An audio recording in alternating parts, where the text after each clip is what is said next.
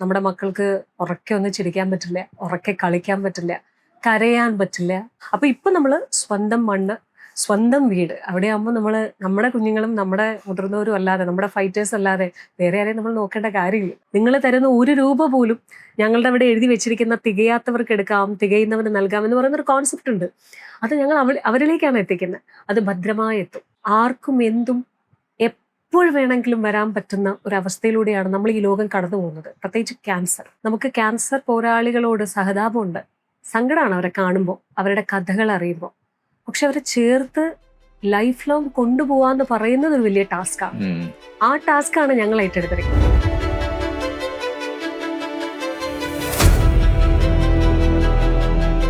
സുമി, നമ്മൾ കുറച്ച് നാളിന് ശേഷമാണ് വീണ്ടും സംസാരിക്കുന്നത്. അപ്പൊ പുതിയൊരു ഇടത്തേക്ക് വന്നിട്ടുണ്ട്. സന്തോഷം. ഈ പറയുന്ന നമ്മളിപ്പോ ഒരു ഒരു ഒരു ജീവിതത്തിന്റെ വേറെ അവസ്ഥയിൽ പോകുന്നവരല്ലേ ഈ പറയുന്ന ക്യാൻസർ ബാധിതരായിട്ടുള്ള കുറച്ച് പേര്. അവരെ അക്കോമഡേറ്റ് ചെയ്യാൻ വേണ്ടിയിട്ട് പരക്കം പായുന്നൊരു ആശങ്കയുടെ അല്ലേ? എന്താണ് ഇപ്പോഴത്തെ ഒരു അവസ്ഥ? ശരിക്കും സനാഥാലയം പഴയ വാടക കെട്ടിടത്തിൽ നിന്ന് പുതിയൊരു വാടക കെട്ടിടത്തിലേക്ക് വീണ്ടും മാറി എന്നുള്ളതാണ്. പക്ഷെ ഇനി നമ്മുടെ യാത്ര സ്വന്തം മണ്ണ് എന്നുള്ളതാണ്. കാരണം ഒരുപാട് റെസ്ട്രിക്ഷൻ സ്വാഭാവികമായിട്ടും വാടക കെട്ടിടത്തിലുണ്ടെങ്കിലുണ്ട്. നമ്മുടെ മക്കൾക്ക് ഉറക്കെ ഒന്ന് ചിരിക്കാൻ പറ്റില്ല, ഉറക്കെ കളിക്കാൻ പറ്റില്ല, കരയാൻ പറ്റില്ല. വേദന കൊണ്ട് അവർ കരയുന്ന സമയത്ത് നമുക്കൊരു ടെൻഷനാണ്. അപ്പുറമുള്ളവർ ഇപ്പുറമുള്ളവരൊക്കെ എന്തായിരിക്കും.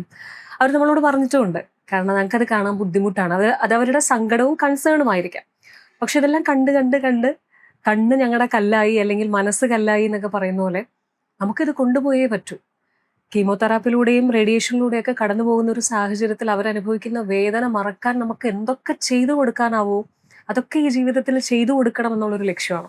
അപ്പൊ ഇപ്പൊ നമ്മള് സ്വന്തം മണ്ണ്, സ്വന്തം വീട്, അവിടെ ആകുമ്പോൾ നമ്മുടെ കുഞ്ഞുങ്ങളും നമ്മുടെ മുതിർന്നവരും അല്ലാതെ, നമ്മുടെ ഫൈറ്റേഴ്സ് അല്ലാതെ വേറെ ആരെയും നമ്മൾ നോക്കേണ്ട കാര്യമില്ല. അപ്പൊ അവർക്ക് വേണ്ടി ഒരു വലിയ സ്വന്തം വെള്ളക്കൊട്ടാരം, സ്വന്തമായൊരു വെള്ളക്കൊട്ടാരം, വെള്ളക്കൊട്ടാരം അതുണ്ടാക്കുക എന്ന് പറയുന്ന ഒരു യാത്രയുടെ ഒരു പ്രാരംഭഘട്ടത്തിലാണ്. അത് വളരെ സന്തോഷത്തോടെ നമ്മളിങ്ങനെ മുന്നോട്ട് പോയിക്കൊണ്ടിരിക്കുന്നു. എത്രയും വേഗം അതിലേക്ക് ഞങ്ങൾ എത്തും എന്നുള്ളൊരു ഞങ്ങൾ നോക്കുന്നുണ്ട് കേട്ടാ. കാരണം അത് ഈസി അല്ല. ആ ടാസ്ക് എന്ന് പറയുന്നത് ഈസി അല്ല. ഒന്നുകിൽ നമ്മൾ സ്വന്തമായ ഒരു ലാൻഡ് മേടിച്ച് അതിനകത്തേക്ക് കെട്ടിടം നമ്മൾ ഉണ്ടാക്കണം. അതിന് നമുക്ക് കോൺഫിഡൻസ് ഉണ്ട്. പക്ഷെ ലാൻഡ് വാങ്ങാൻ കാശ് തന്നെ കൊടുക്കണം. അവിടെ നമ്മൾ പ്രയോഗിച്ചിരുന്ന മെറ്റീരിയൽ കണക്ഷൻ അല്ലെങ്കിൽ കളക്ഷൻ അത് വർക്കൗട്ട് ആവില്ല. ലാൻഡിന് നമ്മൾ കാശ് തന്നെ കൊടുക്കണം. അപ്പൊ ഇപ്പൊ ഞങ്ങൾ ഇങ്ങനെ നോക്കിക്കൊണ്ടേയിരിക്കുന്നു. ഓൾമോസ്റ്റ് ഇപ്പോൾ നമ്മളിപ്പോ ഉള്ള മെഡിക്കൽ കോളേജിന്റെ പരിസരത്ത് തന്നെ ഒരു വീട് വിത്ത് പ്ലോട്ട് അതിപ്പോ നോക്കി വെച്ചിരിക്കുന്നു. അതിന്റെ ചർച്ചകൾ ഇങ്ങനെ നടന്നുകൊണ്ടിരിക്കുന്നു. കുറെ ആൾക്കാരിലേക്ക് CSR എന്നൊക്കെ പറയുന്ന ഫണ്ടുകൾ, കമ്പനികളായാലും ഹോസ്പിറ്റലായാലും ബാങ്കുകളായാലും ഒക്കെ ആയാലും അവർക്കൊക്കെയും ഉണ്ട് ഈ CSR ഫണ്ട് എന്ന് പറയുന്നത്. അപ്പൊ അതിലേക്കൊക്കെ നമ്മുടെ എല്ലാ പേപ്പറും പ്രോപ്പർ ആയതുകൊണ്ട് അതിലേക്ക് എത്താറുള്ളൊരു ശ്രമം നടന്നുകൊണ്ടിരിക്കുന്നു. ഇൻ കേസ് അതിനു വേണ്ടിയിട്ടും കൂടിയുള്ള ശ്രമം വിജയിക്കുകയാണെന്നുണ്ടെങ്കിൽ കുറച്ചുകൂടി എനിക്ക് തോന്നുന്നു ആ കല്ലും മുള്ളും നിറഞ്ഞ വഴികൾ ഈസി ആയിട്ട് നമുക്ക് മുന്നോട്ട് പോകാനാവും. കൂടെ നിൽക്കുന്ന ഒരുപാട് മനുഷ്യരുണ്ട്. അതാണ് ഞങ്ങളുടെ ഒരു ബലം എന്ന് പറയുന്നത്. എത്തും. ഇപ്പൊ പറഞ്ഞ കുറെ ഒരു ബലമുണ്ട് എന്ന് പറഞ്ഞ് ഒപ്പം നിരുത്സാഹപ്പെടുത്തുന്ന രീതിയിലോ അല്ലെങ്കിൽ നമ്മുടെ ഒരു അറ്റംപ്റ്റിന് ഏറ്റവും വലിയൊരു അങ്ങേറ്റം ഒരു മനുഷ്യത്വം എന്നുള്ള നിലയ്ക്കുള്ള സംഭവത്തിന് അതിനെ തകർക്കുന്ന രീതിയിലുള്ള ആരുടെയും എവിടുന്നെങ്കിലും അങ്ങനെയുള്ള ഇടപെടലുകളും ഉണ്ടാകുന്നുണ്ടോ? ഞങ്ങൾ അതിനെ പോസിറ്റീവായിട്ട് കാണുന്നു. കാരണം എല്ലാവർക്കും ഒരു പേടിയാണ്. ആരെ വിശ്വസിക്കണം എന്നുള്ളൊരു പേടിയാണ്. അത് ആരുടെയും തെറ്റല്ല. നമ്മുടെ സമൂഹത്തിൽ ഉണ്ടായ കുറെ കാര്യങ്ങളാണ് അതിന്റെ തെളിവ് അവര് നിരത്തുന്നത്. അപ്പൊ അവരെ നമ്മൾക്ക് എങ്ങനെ കുറ്റം പറയാൻ പറ്റും? ഒരു മനുഷ്യന്റെ വിയർപ്പ്, അവന്റെ അധ്വാനം 1 രൂപ ആയിട്ടാണെങ്കിൽ പോലും മറ്റൊരാൾക്ക് സഹായമായിട്ട് വെറുതെ കൊടുക്കുമ്പോൾ അത് കൃത്യമായ കൈകളിൽ കൊണ്ട് എത്തണം, അല്ലെങ്കിൽ കൊണ്ടുചെന്ന് എത്തിക്കണം എന്നുള്ള ഒരു മനുഷ്യൻ ആവശ്യപ്പെടുന്നതിൽ ആഗ്രഹിക്കുന്ന തെറ്റ് പറയാൻ പറ്റില്ല. സോ അത് അവന്റെ അവകാശമാണ്. അപ്പൊ അവനിൽ നിന്ന് അവന്റെ ആ 1 രൂപയെങ്കിലും നമ്മൾ മേടിക്കുമ്പോൾ അത് നമ്മൾ പ്രോപ്പർ ആയിരിക്കണം. നമ്മൾ വളരെ ട്രാൻസ്പെറന്റ് ആയിരിക്കണം. ആ വാക്ക് തന്നെ ഞാൻ ഉപയോഗിക്കാൻ ആഗ്രഹിക്കുകയാണ്. ട്രാൻസ്പെറന്റ് ആയിരിക്കണം എന്നുള്ളത് നമ്മൾ അവർക്ക് കൊടുക്കുന്ന ഒരു വിശ്വാസമാണ്. അതുകൊണ്ട് തന്നെ ഒരുപാട് നെഗറ്റീവ്സ് വരും.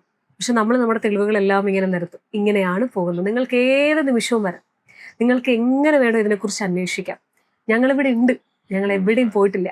നിങ്ങൾ തരുന്ന 1 രൂപ പോലും ഞങ്ങളുടെ അവിടെ എഴുതി വെച്ചിരിക്കുന്ന തികയാത്തവർക്ക് എടുക്കാം, തികയുന്നവന് നൽകാം എന്ന് പറയുന്ന ഒരു കോൺസെപ്റ്റ് ഉണ്ട്. അത് ഞങ്ങൾ അവരിലേക്കാണ് എത്തിക്കുന്നത്. അത് ഭദ്രമായി എത്തും.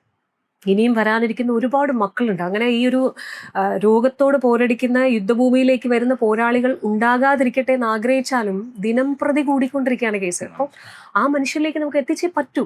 അതിന് എന്ത് തന്നെ നെഗറ്റീവ്സ് വന്നാലും എന്തുമാത്രം ആൾക്കാർ നമ്മളെ ഒപ്പോസ് ചെയ്ത് നിന്നാലും നമുക്കത് ചെയ്തേ പറ്റൂ. അപ്പൊ ചെയ്യാനുള്ളൊരു ആർജവം നമ്മളിൽ ഉള്ളിടത്തോളം കാലം സത്യം പറഞ്ഞാൽ ഇപ്പൊ അത് വളരെ കുറവാണ്. പണ്ടൊക്കെ 1-2 ചോദ്യം ചോദിച്ചിട്ടെങ്കിലും ആൾക്കാർ വന്നിരുന്നു. ഇപ്പൊ അങ്ങനെയല്ല. എല്ലാവർക്കും എന്തോ ഭാഗ്യത്തിന് അറിയാം ഇവര് ചെയ്യുന്നത് ഇതാണ്, ഇവര് ചെയ്യുന്ന കാര്യങ്ങളെല്ലാം ഇവരിലേക്ക് എത്തുന്നു പോലുള്ള കാര്യങ്ങൾ അറിഞ്ഞതുകൊണ്ടായിരിക്കണം നെഗറ്റീവ്സ് സത്യം പറഞ്ഞാൽ വളരെ കുറവാണ്. അങ്ങനെ തന്നെ ആവട്ടെ, അതൊരു സന്തോഷവും സമാധാനവുമാണ് എൻഡ് ഓഫ് ദി ഡേ.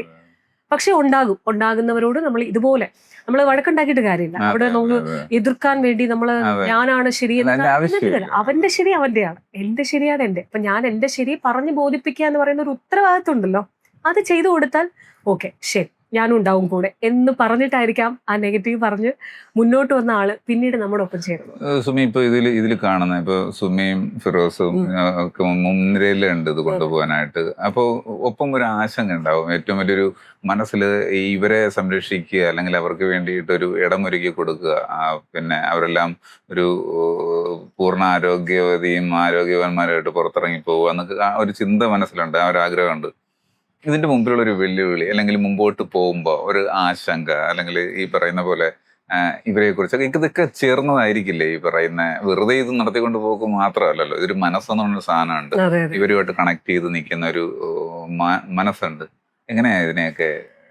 ശരിക്കും നമ്മൾ എത്രയൊക്കെ തന്നെ പറഞ്ഞാലും മനസ്സെന്ന് പറയുന്നത് വളരെ ഇമ്പോർട്ടൻ്റ് തന്നെയാണ്. നമുക്ക് ക്യാൻസർ പോരാളികളോട് സഹതാപമുണ്ട്, സങ്കടമാണ് അവരെ കാണുമ്പോൾ, അവരുടെ കഥകൾ അറിയുമ്പോൾ. പക്ഷെ അവരെ ചേർത്ത് ലൈഫ് ലോങ് കൊണ്ടുപോവാന്ന് പറയുന്നത് ഒരു വലിയ ടാസ്ക്കാണ്. ആ ടാസ്ക്കാണ് ഞങ്ങൾ ഏറ്റെടുത്തിരിക്കുന്നത്. ഒരു പക്ഷെ ചേട്ടന് അത്തരം കഥകൾ കേൾക്കുമ്പോൾ, ഇപ്പൊ കണ്ടിരിക്കുന്നവർക്ക് അത്തരം കഥകൾ കേൾക്കുമ്പോൾ അയ്യോ പാവം എന്ന് പറയാനാവും. പക്ഷെ അവരെ നോക്കാനാകുമോ എന്ന് ചോദിച്ചാൽ ഒരു പക്ഷേ അയ്യോ എനിക്ക് അതിനുള്ള ധൈര്യമില്ല, അല്ലെങ്കിൽ എനിക്കതിന് സാധിക്കില്ല എന്നതായിരിക്കും ഉത്തരം. പക്ഷെ അവിടെ നിന്നാണ് ഞങ്ങളുടെ ഈ ഒരു യാത്ര സ്ട്രോങ് ആക്കണം, അതിന്റെ ബേസ്മെന്റ് അടിത്തറ ഉറപ്പിക്കണം എന്ന് ഞങ്ങൾ തീരുമാനിച്ചത്. ഞാനും അതേ ഇക്കയുടെ ഫാമിലിയിൽ അങ്ങനെ കുറേയധികം അനുഭവങ്ങൾ ഉണ്ടായിട്ടുണ്ട്. എന്തോ ഭാഗ്യം കൊണ്ട് എനിക്ക് അത്തരത്തിലുള്ള വലിയ അനുഭവങ്ങൾ ഉണ്ടായിട്ടില്ല. ഉണ്ടാകാതിരിക്കട്ടെ, ആർക്കും ഇത് വരാതിരിക്കട്ടെ എന്നത് തന്നെയാണ്. കാരണം ഈ ഒരു ജേർണി നമ്മൾ അടുത്തറിഞ്ഞു കഴിഞ്ഞാൽ ഒരു നിമിഷം പോലും നമുക്ക് ഇവരിൽ നിന്ന് മാറി നിൽക്കാൻ സാധിക്കില്ല എന്നുള്ളതാണ് യാഥാർത്ഥ്യം. കാരണം നമ്മൾ ഒരർത്ഥത്തിൽ നമ്മൾ അവരിൽ നിന്നും അകലെ അല്ല, നമുക്ക് ഏത് നിമിഷവും അതായത് ഒരു ഉദാഹരണം പറഞ്ഞാൽ അതെനിക്ക് പറയാൻ അവളുടെ പെർമിഷൻ ആവശ്യമാണ്. പക്ഷെ എങ്കിൽ പോലും അവളുടെ പെർമിഷൻ ഇല്ലാതെ പറയുകയാണ്. കഴിഞ്ഞ 4 വർഷം മുന്നേ, അല്ലെങ്കിൽ കഴിഞ്ഞ 3 വർഷങ്ങളിൽ ഞങ്ങളോട് വളരെ ആക്റ്റീവായിട്ട് നിന്ന ഒരു ആളുണ്ട്, ഒരു പെൺകുട്ടി. അവൾ എല്ലായിടത്തും ഉണ്ട്. അതായത് സാധാരണ ഈ കുട്ടികളെല്ലാം നമ്മുടെ കൂടെ നിൽക്കുന്ന ആൾക്കാരെല്ലാവരും എന്നെ പുകഴ്ത്തി കൂട്ടത്തിൽ നിൽക്കുന്ന ഒരു പെൺസിംഹം, പെൺപുലി എന്നൊക്കെ പറഞ്ഞ് എന്നെ അങ്ങനെ പറയാറുണ്ട്. ഞാനത് എൻജോയ് ചെയ്യാറുണ്ടെങ്കിലും അക്കൂട്ടത്തിൽ കുറേ പെൺകുട്ടികൾ വരണമെന്ന് ഞാൻ ആഗ്രഹിച്ചിട്ടുണ്ട്. അങ്ങനെ ഒരുപാട് പെൺകുട്ടികളുണ്ട്. ഇതിലിങ്ങനെ ആക്റ്റീവായിട്ട് നിന്ന് ഞങ്ങളോടൊപ്പം പ്രവർത്തിച്ചൊരു കുട്ടിയാണ്. കുറച്ച് നാൾ അവളെ ആക്റ്റീവായിട്ട് നിന്നിടത്ത് നിന്ന് കാണാതാകുന്നു. അപ്പം ചെറിയ ചെറിയ വയ്യായികകൾ കാര്യങ്ങളൊക്കെയാണ്. ഒരു സുപ്രഭാതത്തിൽ ഞങ്ങൾ അറിയുന്ന അവളും ഈ ഒരു രോഗത്തിലേക്ക് എത്തി എന്നുള്ളതാണ്. എത്രയും വേഗം തിരിച്ചു വരും പൂർവാധികം ശക്തമായിട്ട് ഞങ്ങൾക്കറിയാം. പക്ഷെ എങ്കിലും ആർക്കും എന്തും എപ്പോൾ വേണമെങ്കിലും വരാൻ പറ്റുന്ന ഒരവസ്ഥയിലൂടെയാണ് നമ്മൾ ഈ ലോകം കടന്നു പോകുന്നത്. പ്രത്യേകിച്ച് ക്യാൻസർ. കൊച്ചു കുഞ്ഞുങ്ങൾക്ക് നമ്മൾ മുമ്പേ സംസാരിച്ചിട്ടുണ്ട്, എന്താണ് അവർക്ക് ബാക്ക്ഗ്രൗണ്ട് ഉള്ളത് ക്യാൻസർ വരാൻ? അവർ പുകവലിച്ചിട്ടില്ല പോലുള്ള കാര്യങ്ങളൊക്കെ നമുക്ക് എടുത്ത് പറയാൻ പറ്റും. ഹെറിഡിറ്ററി പറയും. എന്നാൽ അവരുടെ ഫാമിലിയിൽ ഒരാൾക്ക് പോലും ഉണ്ടാവില്ല. അപ്പൊ അങ്ങനെയുള്ള സ്റ്റോറീസ് ആണ്, ഹിസ്റ്ററീസ് ആണുള്ളത്. അതുകൊണ്ട് ആർക്കും ഏത് നിമിഷവും വരാം. അതുകൊണ്ടൊക്കെ തന്നെയാണ് നമ്മുടെ മനസാന്നിധ്യം കൈവിടാതെ നമുക്ക് വരുന്നത് ഏത് സമയത്ത് എന്താപത്ത് വരട്ടെ, വരുന്നത് വരെ അതിന് തൊട്ട് മുമ്പേ വരെ നമുക്ക് ചെയ്യാമല്ലോ. അതുകൊണ്ട് പിന്നീട് ചെയ്യാം എന്നുള്ളൊരു ചിന്തയെ ഇവിടെ ഇല്ല. ഇപ്പോൾ റൈറ്റ് നൗ ഞാനിന്ന് നിങ്ങളോട് സംസാരിച്ചുകൊണ്ടിരിക്കുന്ന ഈ ഒരു സമയം, കഴിഞ്ഞ 15 ദിവസങ്ങളായിട്ട് ഞങ്ങൾ തുടങ്ങിയ സനാഥാലയത്തിന്റെ ക്യാമ്പയിൻ 15 ദിവസങ്ങൾ എത്തി നിൽക്കുമ്പോൾ ഏറ്റവും ഏറെ പ്രിയപ്പെട്ടവർ, അറിയാത്ത ആൾക്കാർ, അവനവന്റെ ബാങ്കിൽ 250 രൂപ ബാലൻസ് ആണ് ഏറ്റവും ഒടുവിൽ അവശേഷിച്ചെങ്കിൽ ആ 250 തന്നിട്ട് എൻ്റെ കയ്യിൽ ഇതേ ഉള്ളൂ എന്ന് പറയുന്ന അവസ്ഥയിൽ ഞങ്ങൾ ശേഖരിച്ചത് 50 ലക്ഷം രൂപയാണ്. Just imagine. ഞങ്ങൾക്ക് ചിന്തിക്കാൻ പോലും പറ്റുന്നില്ല, ഇമാജിൻ ചെയ്യാൻ പറ്റുന്നുണ്ടായിരുന്നില്ല. ഇന്നലെ രാത്രി ഉറക്കം വരാത്തതിന് കാരണം അതാണ്. മണിക്കൂറുകൾ കൊണ്ട് നമ്മൾ വലിയൊരു വിപ്ലവം സൃഷ്ടിച്ചു എന്ന് ഞങ്ങൾ വിശ്വസിക്കുന്നുണ്ട്. അതെന്തിനു വേണ്ടി? എല്ലാവരുടെയും പിന്നിൽ നമുക്ക് അയച്ചു തന്നാൽ അവർക്ക് എന്തെങ്കിലും ക്രെഡിറ്റ് കിട്ടുമോ? അതല്ല, ഒരു പർപ്പസ് ഉണ്ട്. ആ പർപ്പസിന് വേണ്ടിയിട്ട് കുറച്ച് മനുഷ്യർ അവിടെ കഷ്ടപ്പെടുന്നുണ്ട്. അതിന് നമ്മുടെ ഭാഗത്തു നിന്ന് കൊടുക്കാൻ പറ്റുന്ന ഇതാണ്. ചിലപ്പോൾ ഫിസിക്കലി അവർക്ക് വന്നിന്ന് നമ്മളോടൊപ്പം നിൽക്കാൻ പറ്റില്ലായിരിക്കാം, പക്ഷെ ഇതിലൂടെ നമുക്ക് ചെയ്യാൻ സാധിക്കും എന്ന് വിചാരിച്ച് ഒരേ മനസ്സോടെ നിൽക്കുന്ന പ്രവാസികളും നമ്മുടെ നാട്ടുകാരും ഒക്കെ ആയിട്ടുള്ള മനുഷ്യരുണ്ടല്ലോ. അതാണ് നമ്മുടെ ശക്തി. അതുകൊണ്ട് ഇനി എന്തൊക്കെ തന്നെ വന്നാലും ശരി, ജീവിതത്തിന്റെ ശ്വാസത്തിന്റെ ഏറ്റവും ഒടുവിലത്തെ കണിക പോലും എത്തുന്നതിന് മുൻപ് മാക്സിമം ദ ബെസ്റ്റ് അവർക്ക് വേണ്ടി. ഇപ്പൊ നമ്മൾ കുറച്ചു മുമ്പ് സംസാരിച്ചപ്പോഴും ഇപ്പൊ ഈ പറഞ്ഞു നിർത്തിയതുമാണ് ഒരു പോയിന്റ്. അതായത് സുമി സംസാരിച്ചപ്പോൾ പറഞ്ഞാണ് മുമ്പോട്ട് പോകുമ്പോ നമുക്ക് ശേഷം ഇവര് ഇനി ഒരിക്കലും നേരത്തെ പറഞ്ഞ പോലെ ആർക്കും ഇനി അങ്ങനെ രോഗം വരാതിരിക്കട്ടെ, പക്ഷെ ഒരു റിയാലിറ്റി ഉണ്ട് മുമ്പിൽ. അപ്പോ ഇനി നമുക്ക് ശേഷം ഇതൊക്കെ കൊണ്ടുപോവുക. നമ്മളിപ്പോ വളരെ ചെറുപ്പമാണ്, വയസ്സായി പോയ ആൾക്കാരല്ല, വളരെ എങ്ങായിട്ട് നിൽക്കുന്നവരാണ്. ഞാൻ ചോദിക്കുന്നത്, അങ്ങനെയൊക്കെ ഒരു ആശങ്കയുണ്ടോ ഇവരുടെ ഈ ഒരു സമൂഹത്തിൽ ഏറ്റവും രൂക്ഷാവസ്ഥയിൽ നിൽക്കുന്ന ഇവരുടെ കാര്യങ്ങൾ നമുക്ക് കഴിയുന്ന ആ ചുറ്റുവട്ടത്ത് നിർത്തിയിട്ട് സംരക്ഷിക്കാൻ വേണ്ടിയിട്ട് നമ്മളിൽ മാത്രം ഒതുങ്ങി കൂടരുത്, അങ്ങനത്തെ ഒരു ആശങ്ക അങ്ങനെയൊക്കെ ഉണ്ടോ? തീർച്ചയായിട്ടും വലിയൊരു ആശങ്ക, വലിയൊരു ചോദ്യചിഹ്നമാണത്, ആര് എന്നുള്ളത്. ഈ പറഞ്ഞതുപോലെ നമ്മൾ ഉള്ള കാലത്തോളം, അത് ഇന്നോ നാളെയോ മറ്റന്നാളോ അല്ലെങ്കിൽ വർഷങ്ങൾക്കപ്പുറമോ, അതുവരെ നമ്മൾ നോക്കും. നമ്മുടെ കൂടെ ഒരുപാട് പ്രിയപ്പെട്ടവരുണ്ട്, അവരുടെ സമയമൊക്കെ അവർ ഒരുപാട് സ്പെൻഡ് ചെയ്യുന്നുണ്ട്. പക്ഷെ വലിയ ചോദ്യമാണ് ആരാണ് ഇതിന് ശേഷം എന്നുള്ളത്. പക്ഷെ ഒരിക്കലും നിന്നു പോകരുത് എന്നുള്ളൊരു പ്രാർത്ഥന ഉണ്ടല്ലോ, അതാണ്. ഒരു പക്ഷേ നമ്മുടെ കുടുംബത്തിലുള്ളവർക്ക് പോലും അവരിതുവരേക്കും ഒരു പ്രശ്നങ്ങൾ ഉണ്ടായിട്ടുണ്ടെന്നല്ല, അവര് പോലും ഒരു പക്ഷെ നമ്മുടെ കാലശേഷം അത് ഇത്ര നാൾ അവര് നോക്കിയല്ലോ, നമുക്കതുപോലെ കൊണ്ടുപോകാൻ പറ്റില്ല, നമ്മുടെ കാര്യങ്ങൾ ഒരുപാട് നോക്കാനുണ്ടെന്ന് അവർ വിചാരിച്ച ഒരു നിമിഷം വിചാരിച്ചാൽ കഴിഞ്ഞു. അങ്ങനെ ആവരുതേ എന്നുള്ളൊരു പ്രാർത്ഥനയാണ്. ഒരു വലിയ കൂട്ടായ്മ, വലിയൊരു ശക്തി നമ്മുടെ കൂടെയുണ്ട്. പക്ഷേ നമ്മുടെ കാലത്തിന് ശേഷം അല്ലെങ്കിൽ നിരയിൽ നിൽക്കാൻ വേണമല്ലോ ഒരാൾ, അല്ലെങ്കിൽ നമ്മൾ രണ്ടുപേരും ഇപ്പോൾ ഉള്ളതുപോലെ. അതിനുശേഷം ആര് എന്നുള്ളൊരു ചോദ്യം ബാക്കിയാണ്. അതുകൊണ്ട് പുതിയ തലമുറയോട് ഞങ്ങളിപ്പോൾ ഉള്ളിടത്തോളം, പ്രവർത്തിക്കുന്നിടത്തോളം കാലം ഇവിടേക്ക് വരാൻ ഏറ്റവും അധികം ഞങ്ങൾ ആഹ്വാനം ചെയ്യുന്നൊരു സമയമാണ്. നിങ്ങൾ വായോ, വന്ന് കണ്ടാൽ മാത്രമേ അതിൻ്റെ റിയാലിറ്റി മനസ്സിലാവൂ. നമുക്ക് ദൂരെ നിൽക്കുന്നവർക്കോ പുറമേ നിൽക്കുന്നവർക്കോ ഇതിനുള്ളിൽ, ആ ജീവിതങ്ങൾക്കിടയിൽ, ആ ട്രീറ്റ്മെന്റുകൾക്കിടയിൽ അവർ എന്തിലൂടെയാണ് കടന്നു പോകുന്നത്, എന്താണ് സംഭവിക്കുന്നതെന്ന് ഒരിക്കലും നമുക്ക് പറഞ്ഞ് ബോധ്യപ്പെടുത്താൻ സാധിക്കില്ല. ഇപ്പോൾ ഒരുപക്ഷെ ഞാൻ ഈ മൈക്കിലൂടെ ക്യാമറയ്ക്ക് മുന്നിലിരുന്ന് സംസാരിക്കുമ്പോൾ പോലും അവരുടെ പെയിൻ്റെ ഇൻറ്റൻസിറ്റി, ആ പെയിനിൻ്റെ ഇൻറ്റൻസിറ്റി എനിക്ക് ഒരിക്കലും പറഞ്ഞ് പ്രകടമാക്കാൻ പറ്റില്ല. പക്ഷെ നേരിട്ട് ഞങ്ങൾ കാണുന്നുണ്ട്. അത് കാണണമെങ്കിൽ ഇവിടെ വരണം. ഇവിടെ വന്ന് അവരോടൊപ്പം ഒരു മണിക്കൂറെങ്കിലും സ്പെൻഡ് ചെയ്താൽ തീർച്ചയായിട്ടും ഇവിടെ നിന്ന് പോകുന്ന ഒരാൾ ഒരിക്കൽ കൂടി അവിടെ പോകണം എന്ന് വിചാരിക്കും.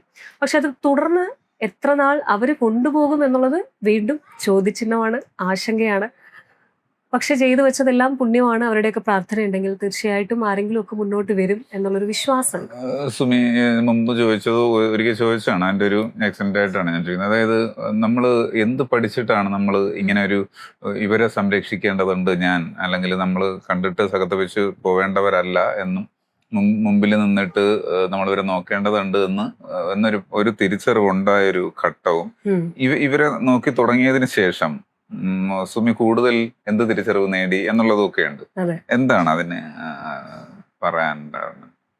മനുഷ്യൻ വളരെ നിസ്സാരക്കാരനാണ് എന്ന് മനസ്സിലാക്കിയതാണ് അതിൻ്റെ ഏറ്റവും അടിസ്ഥാനപരമായിട്ട് ഞാൻ മനസ്സിലാക്കിയൊരു കാര്യം.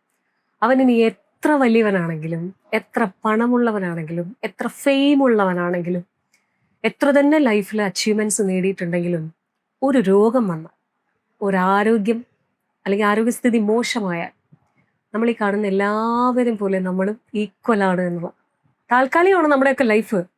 അത് ഇത്ര നാളെന്നൊന്നും നമുക്ക് പറയാൻ പറ്റില്ല. ഞാൻ മനസ്സിലാക്കിയ കാര്യം മാത്രമേ പറയുന്നത്. ഞാൻ തത്വചിന്തയൊന്നുമല്ല പറയുന്നത്. ഞാൻ മനസ്സിലാക്കിയ സാധാരണക്കാരായിട്ടുള്ള മനുഷ്യരുടെ, ക്യാൻസർ എന്ന രോഗം പിടിപെട്ട് ചികിത്സയിലൂടെ കടന്നുപോയ മനുഷ്യരെ, ചെറിയ കുഞ്ഞിക്കുരുന്നുകൾ, നമ്മുടെ ക്യാമറയ്ക്ക് മുന്നിൽ കളിക്കുന്ന മക്കളെ കണ്ടുകൊണ്ട് പറയുകയാണ്, വളരെ നിസ്സാരമാണ് നമ്മളെല്ലാവരും, നിസ്സാരക്കാരനാണ്. ആ ജീവിതം ഉള്ള സമയം എത്ര മനോഹരാക്കാം. നമ്മളില്ലെങ്കിലും അവരാലോചിക്കും, അവരോർക്കും നമ്മളെ. അങ്ങനെ ഒരു ആളുണ്ടായിരുന്നു, നമുക്കൊക്കെ വേണ്ടിയിട്ട് എന്തൊക്കെയോ ചെയ്തിരുന്നു, അവരോടൊപ്പം നമ്മൾ ചിരിച്ചിരുന്നു, അവർ നമ്മളെ ചിരിപ്പിച്ചിരുന്നു, അവർ നമുക്ക് വേണ്ടതൊക്കെ ചെയ്തിരുന്നു, എന്തൊക്കെയോ ചെയ്തിരുന്നു എന്നുള്ളൊരു തിരിച്ചറിവുണ്ടല്ലോ, അതുണ്ടാക്കിയെടുക്കണം. അതാണ് ഇപ്പോഴത്തെ മൊത്തത്തിലുള്ളൊരു ആവേശം നമുക്ക് തരുന്ന ഒരു ഊർജ്ജം. അതാണ്. നാളെ ഇല്ലെങ്കിൽ പോലും, നാളെ ഞങ്ങൾ ഇല്ലെങ്കിൽ പോലും, അല്ലെങ്കിൽ നാളെ ഞാൻ ഇല്ലെങ്കിൽ പോലും ഒരുപാട് പേരുടെ പ്രാർത്ഥന, ഒരുപാട് പേര് കരയും. അത് എത്ര പേരുടെ ഇതിലാണത്, അത് റിയലായിട്ട് കരയും. ഒരു ദിവസം ആയിരിക്കില്ല. പക്ഷേ ചിലപ്പോൾ തിരുവനന്തപുരത്ത് വരുമ്പോൾ, അല്ലെങ്കിൽ ഈ ആശുപത്രി വരാന്തകളിൽ വരുമ്പോൾ, ഡോക്ടറെ കാണാനെത്തുമ്പോൾ, അല്ലെങ്കിൽ ഇതിലൂടെ കടന്നു പോകുമ്പോൾ ഒക്കെ അവർ ചിന്തിക്കും.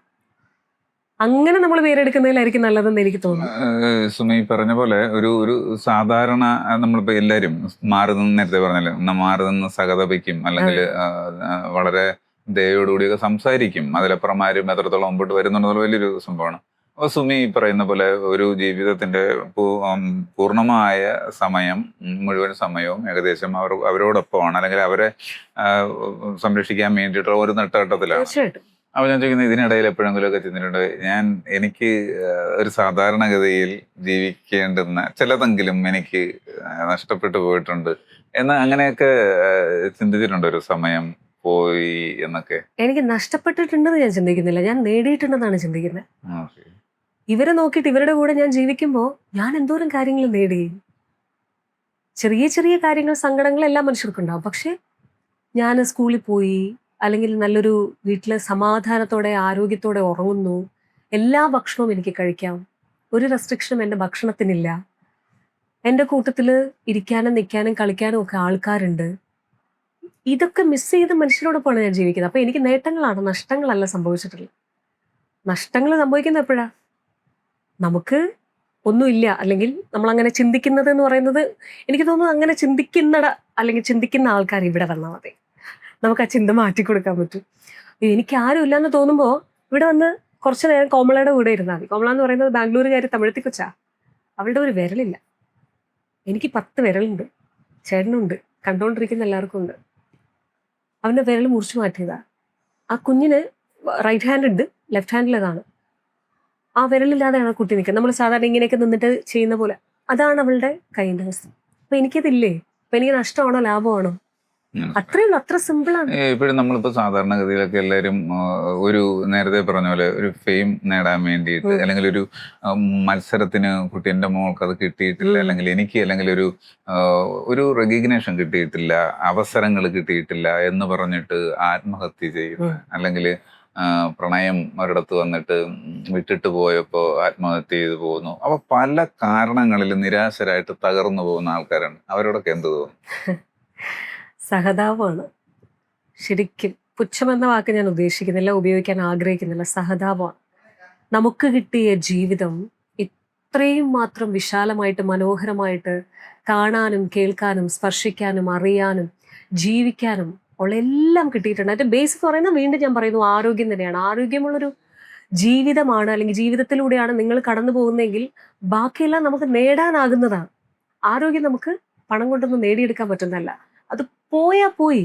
അപ്പൊ ആരോഗ്യമുണ്ട്. പ്രണയം നിങ്ങൾക്ക് നഷ്ടമായിട്ടുണ്ടാവാം, പക്ഷെ നിങ്ങൾക്ക് ഒരു പ്രണയം ഉണ്ടായിട്ടുള്ളൂ, അടുത്ത പ്രണയത്തിലേക്ക് എന്നുള്ള പോവില്ല.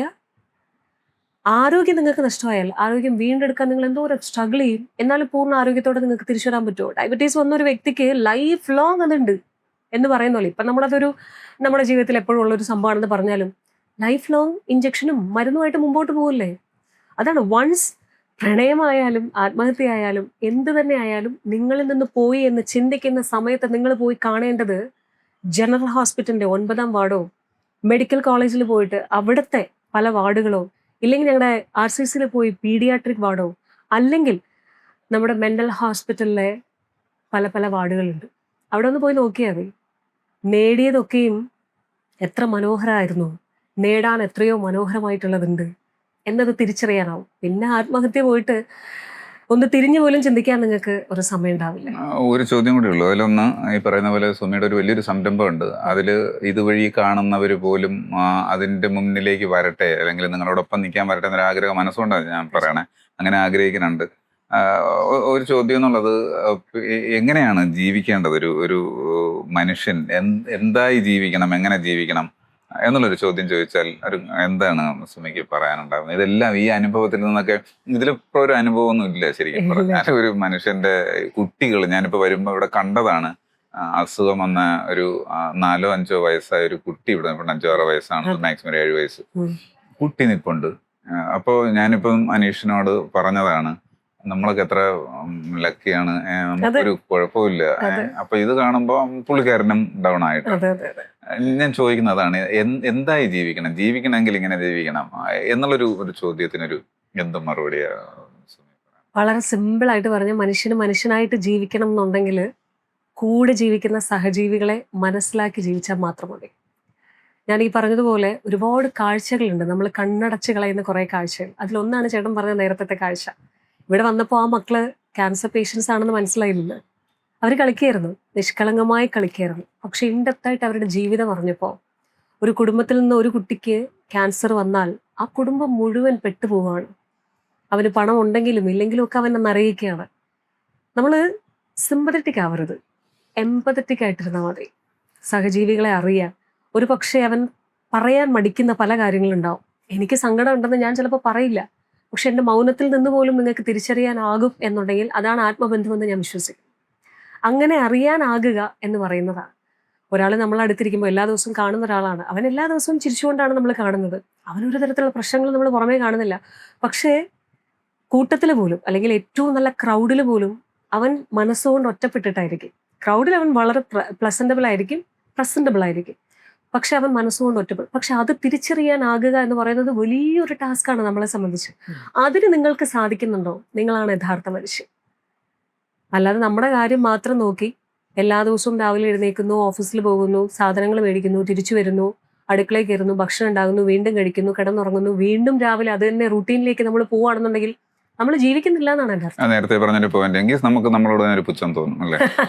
തോന്നണം. നമ്മൾ തിരിച്ചറിയണം.